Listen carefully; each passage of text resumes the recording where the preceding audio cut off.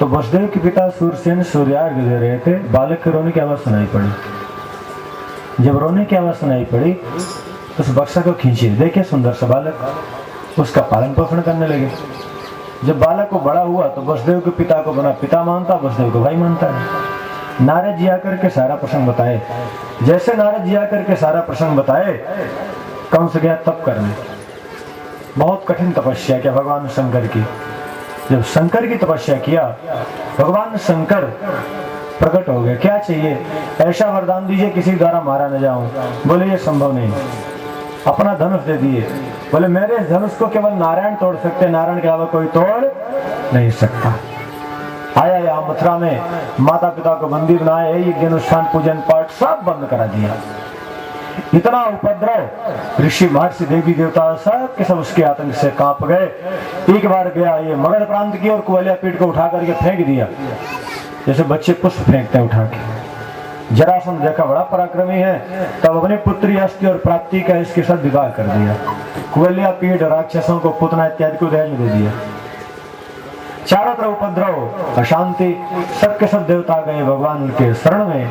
पृथ्वी गाय का रूप बनाई, देवता ब्रह्मा के पास गए पृथ्वी को लेकर, ब्रह्मा शंकर के पास सब भगवान की स्तुति की। भगवान ने कहा देखो देवताओं, मुझे पता है कि इसके ऊपर कैसा संकट है, पृथ्वी के ऊपर कितना बड़ा संकट मुझे पता है। मैं शीघ्र आने वाला हूँ, प्रकट तो होऊंगा मथुरा में, लेकिन लीला करने के लिए मैं आऊंगा गोकुल में। जिनको मेरी लीला में सम्मिलित होना है, गोपी ग्वाल बाल बन के ब्रज में प्रकट हो जाओ। सब देवी देवता ग्वाल बाल बन के आ गए।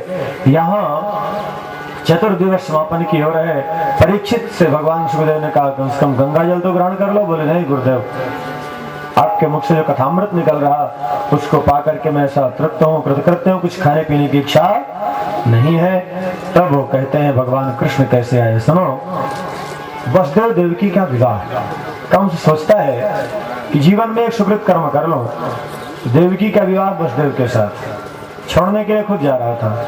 मार्ग में आकाशवाणी हो गई, अश्यास्ताम अष्टमो गर्भो हंतायाम वर्षे बुधा। अरे मूर्ख, तो जिस बहन की विदाई में इतना खुश है उसका 8वां लाल तेरा काल होगा। इतना सुंदर तलवार निकाल लिया वो। जब तलवार निकाला मारने के लिए, प्रार्थना करते हैं देवकी ने छोड़ा। वसुदेव समझाए मृत्यु जन्मताम वीरा देह न सहायते अद्यवाब्दस्तांतरो अमृत्यरो प्राणनाम ध्रुवा। लेकिन फिर भी वो नहीं माना। वसुदेव ने कहा ये बताओ आपको किससे भय है? बालक से मैं आपको वचन देता हूं, जो पुत्र होंगे मैं आपको सौंप दूंगा। 1 वर्ष के बाद सुंदर बालक का जन्म हुआ।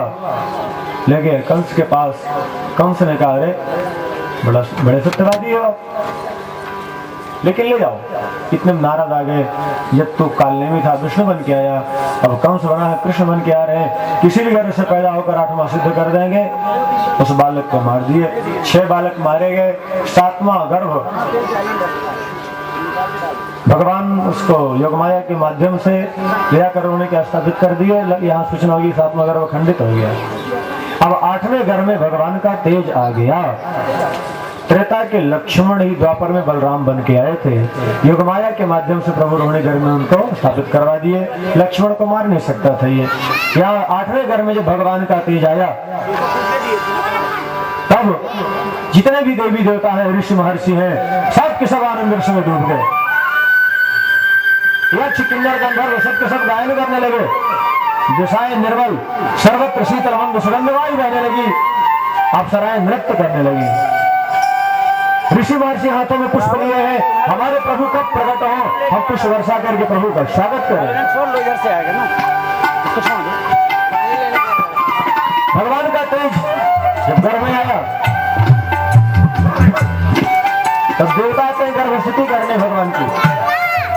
सत्य परम सत्यम सत्यश्वरी मृतम च सत्य सत्य सत्यम ऋत सत्य नेत्रम सत्यात्मकम तम शरणम प्रपन्नाः।